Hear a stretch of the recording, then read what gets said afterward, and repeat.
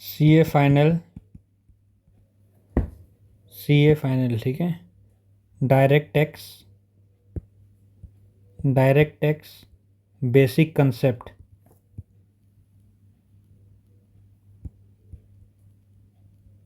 Question number 3, ठीक है। Question number 3 है ये मॉड्यूल का क्वेश्चन ही है। देखिए क्या बोला इसमें, MKG agency is a partnership firm consisting of mister Mohan. एक पार्टनरशिप फर्म है जिसमें मिस्टर मोहन है एंड ही 3 मेजर सन्स, मतलब बाप और 3 बेटा का एक पार्टनरशिप फर्म है, ठीक है। The partnership deed provide that after the death of mister Mohan, जब वो उसका बाप तो मर जाएगा, तो the business shall be continued by the sons, और जो 3 बच्चा है वो तीनों बिजनेस चलाएगा एज ए पार्टनरशिप बिजनेस ही, ठीक है। Subject to the condition that the firm shall pay 20% of the profit to their mother. वो बोला एक कंडीशन है कि यदि उसका मोहन मर गया तो 20% जो प्रॉफिट होता है ना फर्म का, वो लक्ष्मी को ट्रांसफ़र करना पड़ेगा, जो उन लोग का माँ है, ठीक है, फर्म से, क्योंकि एक पार्टनरशिप फर्म है ये, तो उससे ट्रांसफ़र करना पड़ेगा 20%। ये कंडीशन लिखा हुआ था डीड में, ठीक है। Mr Mohan died in March 2023, वो मर गया। In previous year 23-24 the reconstituted firm paid 1 lakh equivalent to 20% of the 1 lakh रुपया लक्ष्मी को दिया and claim the amount as deduction from income. वो क्लेम कर लिया उन लोग, डिडक्शन क्लेम कर लिया। Explain the correctness of the claim of the firm. हम लोग को ये बताना है कि वो सही में डिडक्शन मिलेगा या नहीं मिलेगा, या टैक्सेबल होगा फर्म का हाथ में। कैसे टैक्सेबल होगा, क्योंकि ये डाइवर्जन ऑफ इनकम है, ये देखना ही नहीं है, ये हम लोग को बस लिखना है एग्जाम में।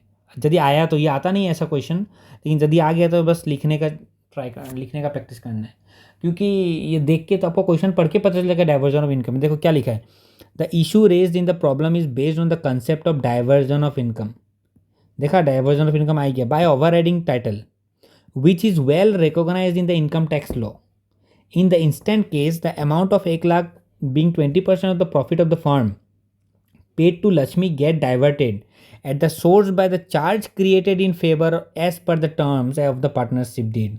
देखो terms of the partnership deed, terms में लिखा हुआ था, इसलिए वो डाइवर्ट किया गया है, ना कि खुद का मर्जी से डाइवर्ट किया गया है।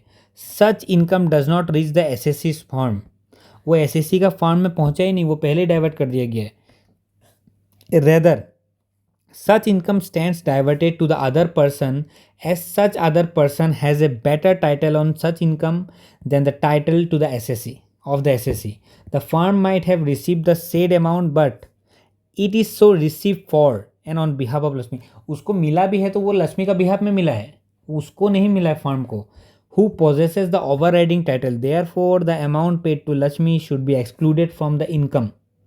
देखो जो लक्ष्मी को 1 लाख दिया है वो इनकम से हटा देना फर्म का, वो इनकम नहीं है फर्म का, उसको डिडक्शन मिलेगा। ये भी देखो एक केस लो है, देख रहा है, तो समझ में आएगी नहीं, ये भी क्या होगा, diversion of income.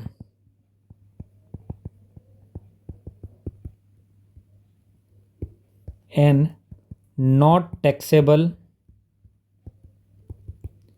In the hands of firm. Firm का हाथ में ये टैक्सेबल नहीं होने वाला है, क्योंकि ये डाइवर्जन ऑफ इनकम है, क्योंकि डीड में लिखा हुआ था, ये एक ऑब्लिगेशन है फर्म का ऊपर।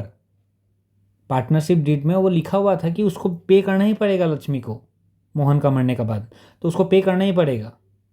हाँ बस ये अच्छे कि उसको डिडक्शन मिल जाएगा इसमें, ठीक है। ये डाइवर्जन ऑफ इनकम होगा। कुछ समझ में नहीं आया तो आप कमेंट करिए, मैं आपको एक्सप्लेन करके दूंगा।